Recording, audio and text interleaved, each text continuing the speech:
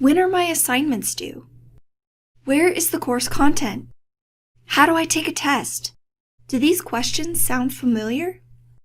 Just because you are familiar with the course layout does not mean that your students are, so provide them with course-specific orientation and navigation information.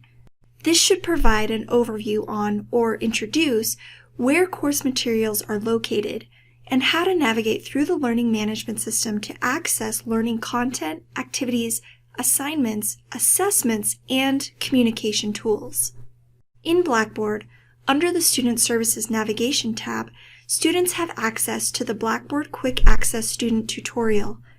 This tutorial is intended to help students learn how to navigate through the basic functions of Blackboard at the College of Eastern Idaho. If you would like students to access this tutorial from your course specifically, please contact the Office of Online Learning.